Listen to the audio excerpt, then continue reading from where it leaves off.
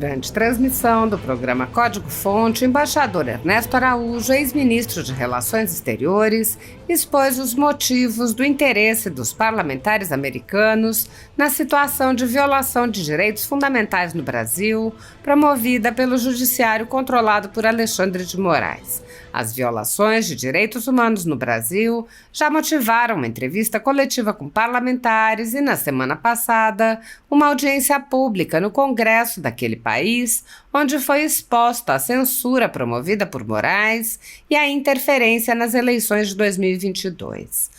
O embaixador Ernesto Araújo disse: a Câmara de Representantes americana está olhando com muita e crescente atenção para o que está acontecendo no Brasil, com uma preocupação múltipla também.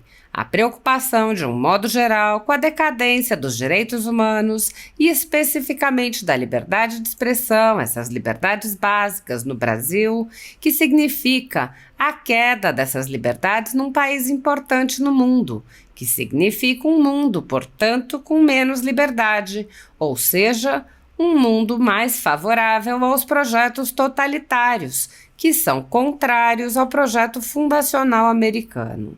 Araújo lembrou: os Estados Unidos são ainda um país que apenas através de alguns canais, como sobretudo os republicanos no Congresso, olham para o mundo e estão sempre tentando monitorar onde as ameaças à liberdade estão avançando, porque sabem que um mundo onde os Estados Unidos estiverem cercados de totalitarismos será um mundo que provavelmente levará os Estados Unidos também para o caminho do totalitarismo. Ernesto Araújo explicou como, desde sua fundação e ao longo de sua história, os Estados Unidos fundaram sua noção de país na defesa da liberdade e da democracia.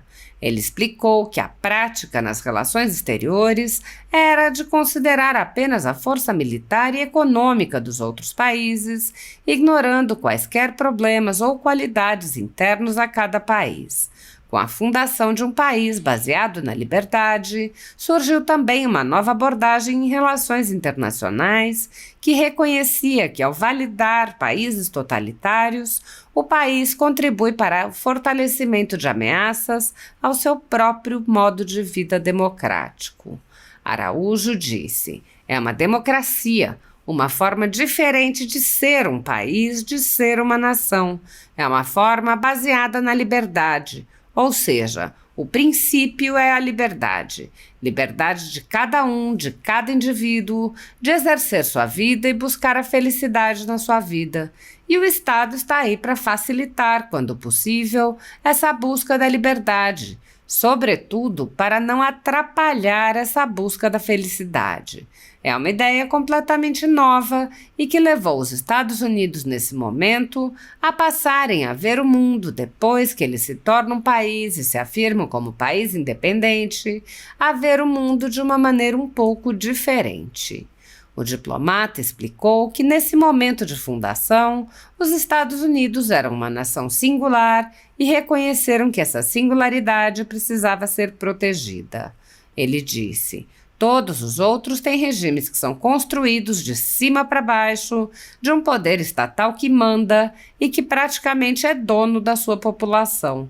Araújo expôs que, em um primeiro momento, a atitude adotada foi a de não interferir em qualquer outro país, mas que essa atitude carregava algumas ameaças.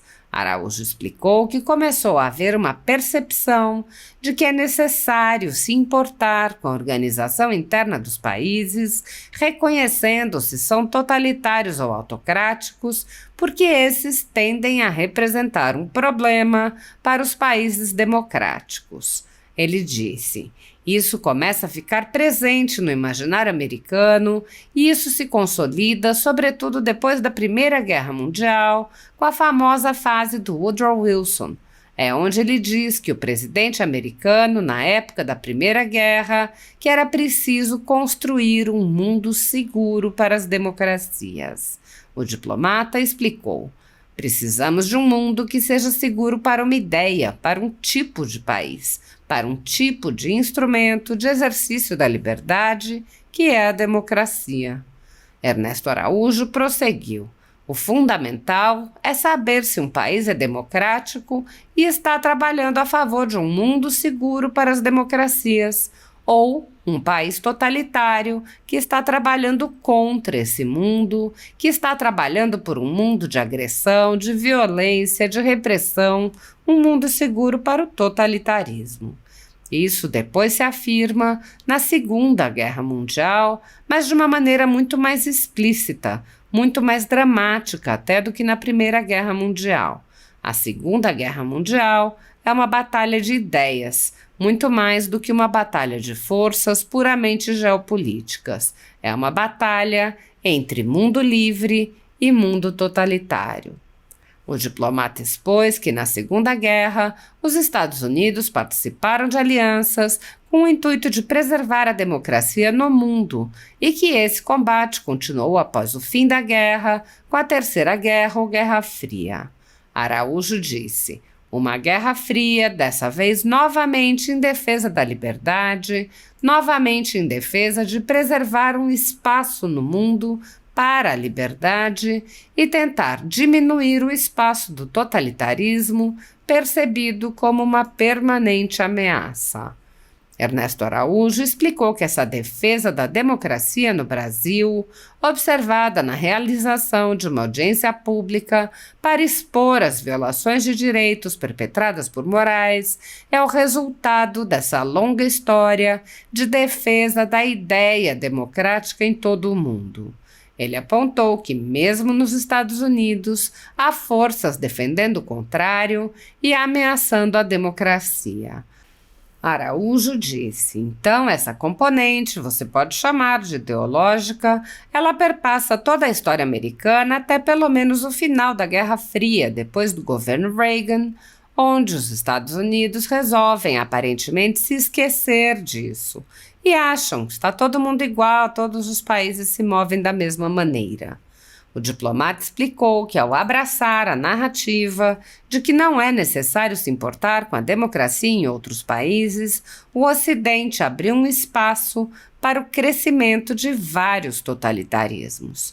Ele disse: deixam surgir vários mecanismos de opressão entre os anos 90 e hoje, vários países totalitários que não eram para ter poder nenhum nesse mundo e estão no poder aí, em grande parte porque os Estados Unidos deixaram de pensar o mundo sob a ótica da liberdade e da democracia. O embaixador apontou: então, isso é um pouco o pano de fundo, porque os Estados Unidos estão interessados no Brasil. O Partido Republicano está se interessando por esse tema verdadeiramente da democracia. Está vendo que os totalitarismos estão avançando no mundo e o mundo está se tornando menos seguro para a democracia. Araújo expôs: é preciso fazer alguma coisa porque o modelo deles, o experimento deles, está em perigo. Está em perigo a partir de vários tipos de ameaça. Está em perigo, inclusive internamente, com a erosão das liberdades básicas dentro dos Estados Unidos, com a opção de pessoas ou grupos dentro dos Estados Unidos por outros modelos de sociedade.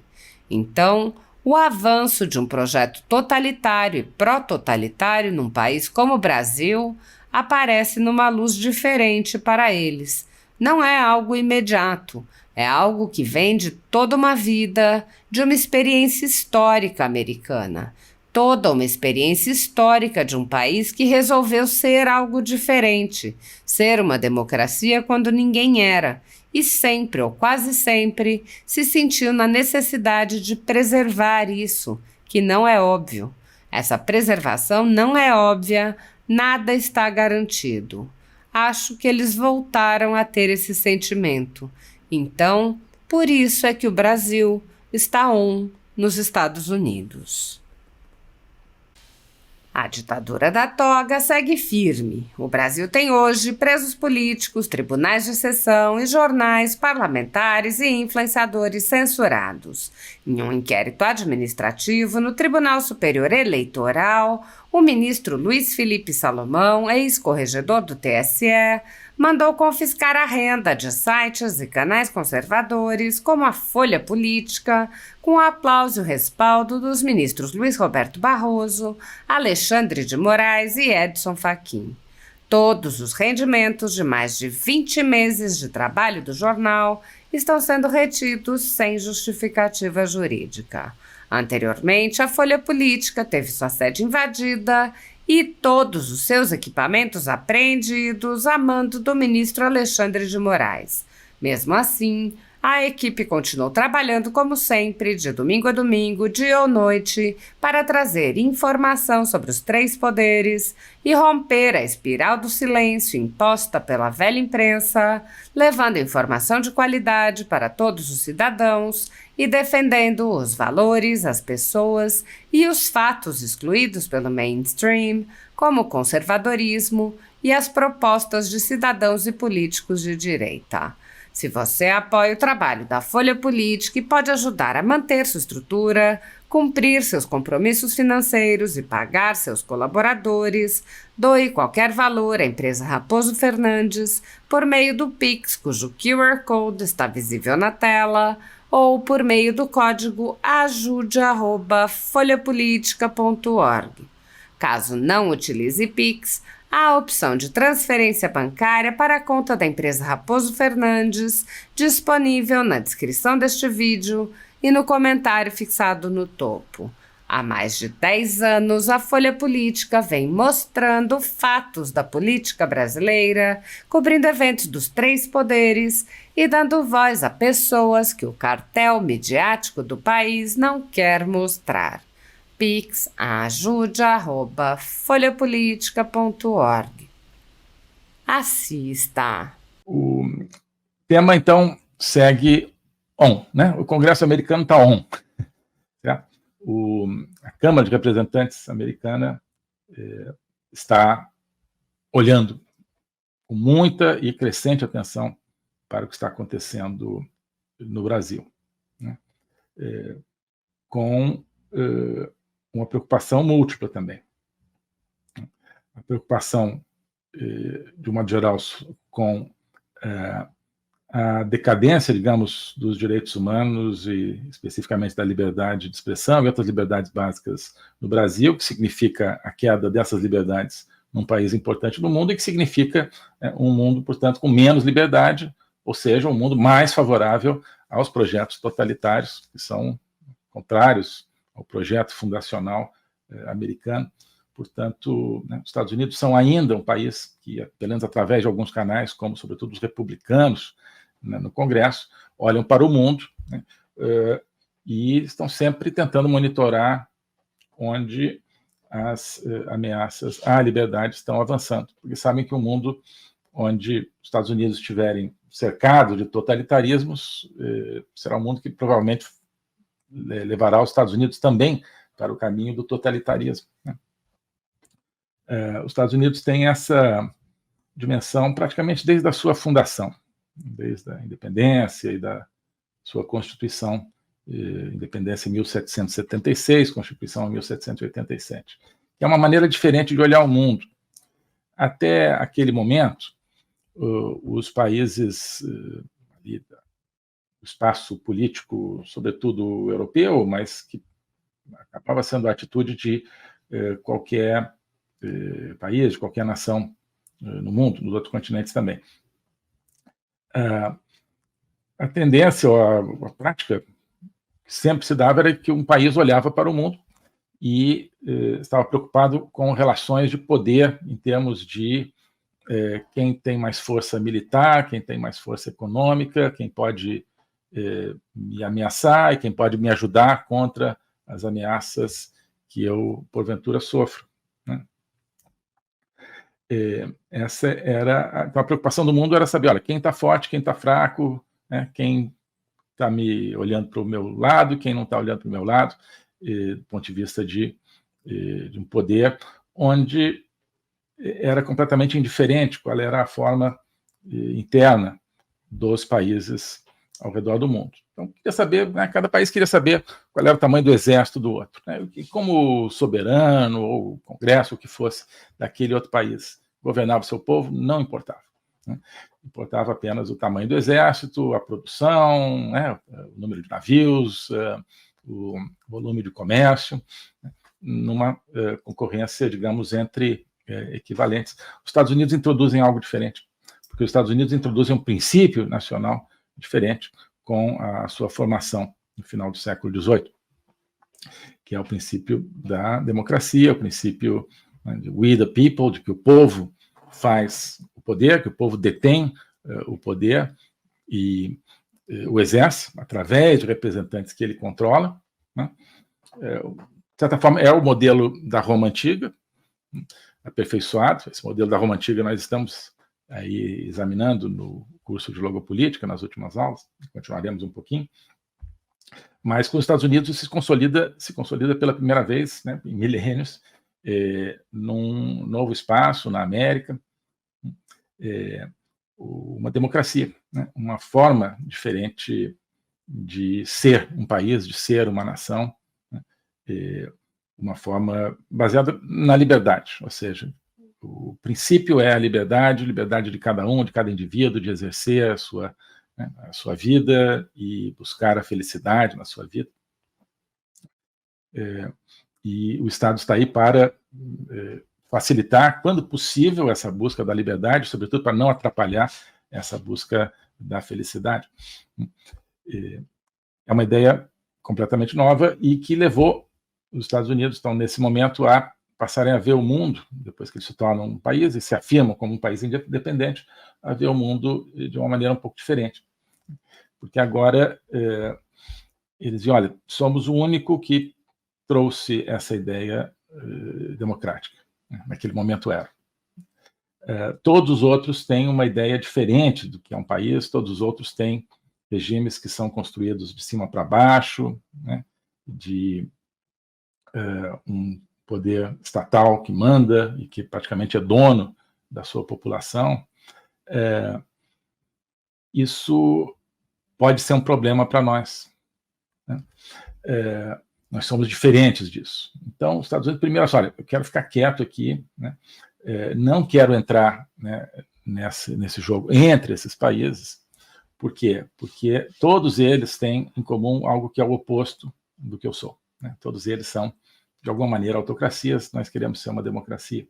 Então, se nós entrarmos no jogo deles, nós, daqui a pouco, teremos uma aliança deles contra nós, né? Eles acho que se percebiam ainda, e até o começo do século XIX, eles tiveram depois uma guerra com o Reino Unido, em 1812, se percebiam ainda como um experimento frágil, né? Um experimento muito inovador, que ia, sim, no sentido da natureza humana, mas ia contra a natureza do poder, né? De concentração de poder em grandes estados. E isso, então, introduziu, portanto, um olhar diferente. E esse olhar de que não importa apenas no mundo a forma, não importa apenas o aspecto quantitativo de poder dos outros países, mas importa, sim, a forma interna, né?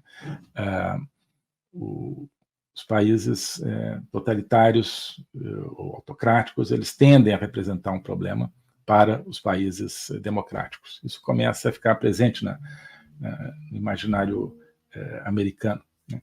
E isso se consolida, sobretudo, depois da Primeira Guerra Mundial, com a famosa frase do Woodrow Wilson, que eu já, inclusive, analisei num artigo, se não me engano, onde ele diz que, presidente americano, né, na época da Primeira Guerra, que era preciso construir um mundo seguro para as democracias.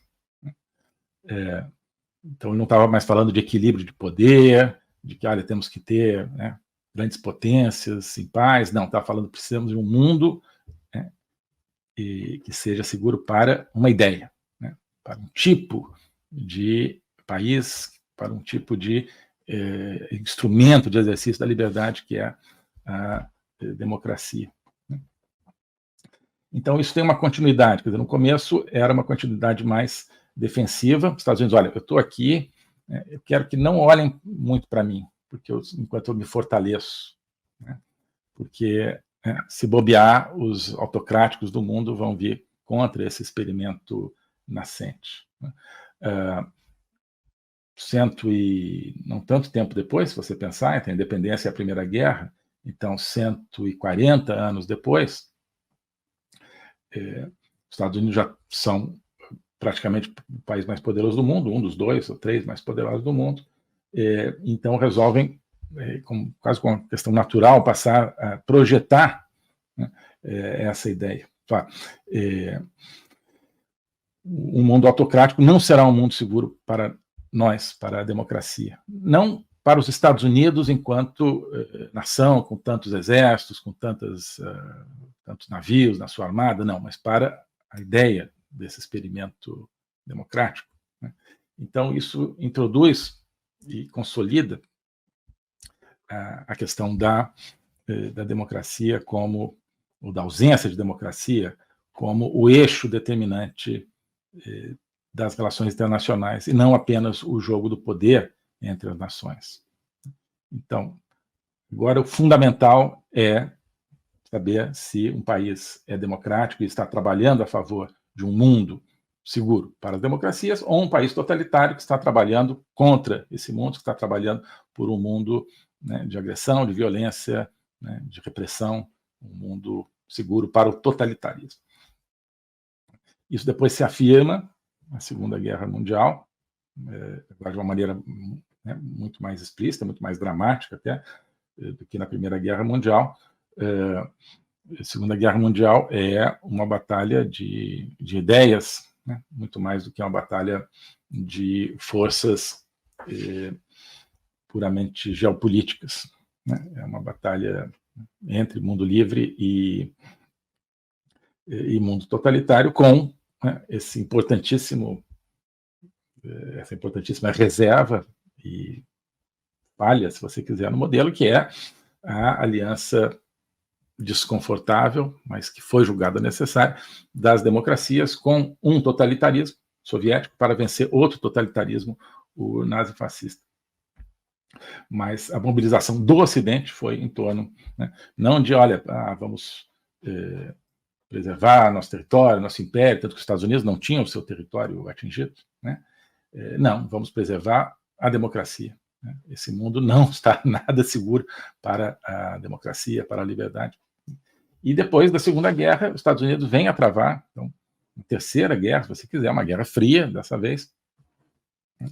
Novamente em defesa da liberdade, novamente em defesa, né, de preservar um espaço no mundo para a liberdade, né, e tentar diminuir o espaço do totalitarismo percebido como uma permanente ameaça.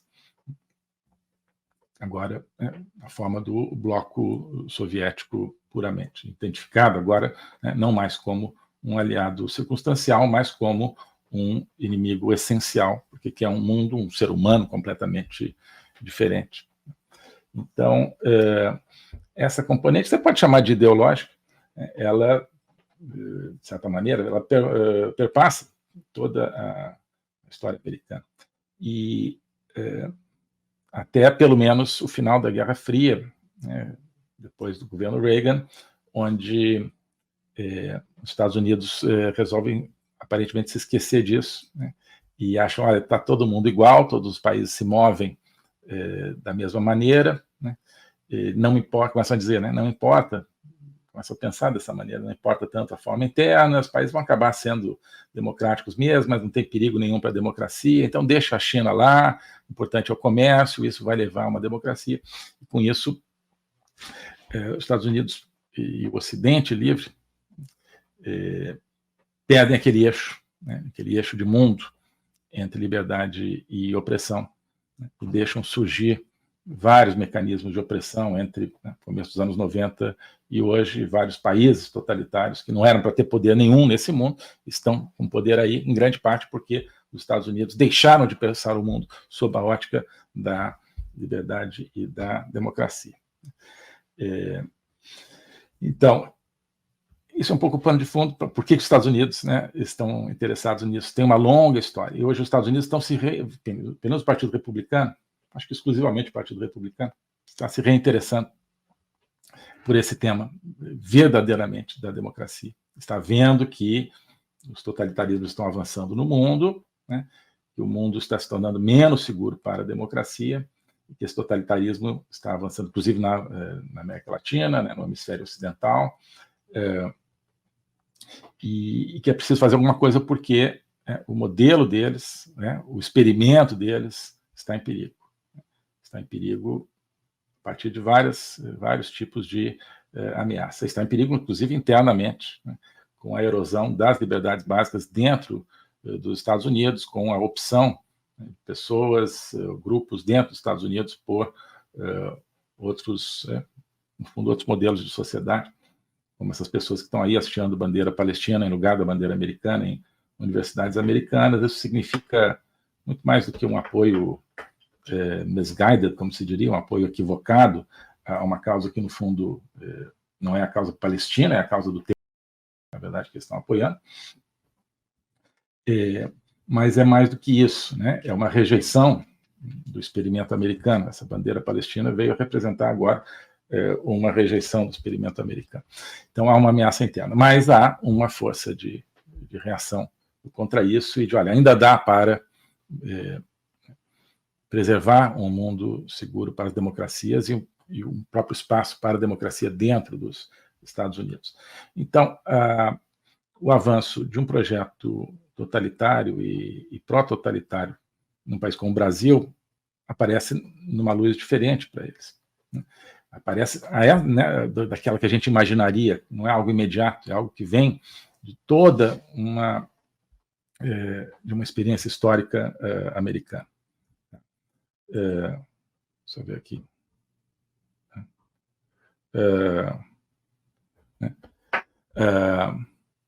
Então, de toda uma experiência histórica de um país que resolveu ser algo diferente, ser uma democracia, quando ninguém era, né, e sempre, né, ou quase sempre, se sentiu na necessidade de preservar isso, que não é óbvio.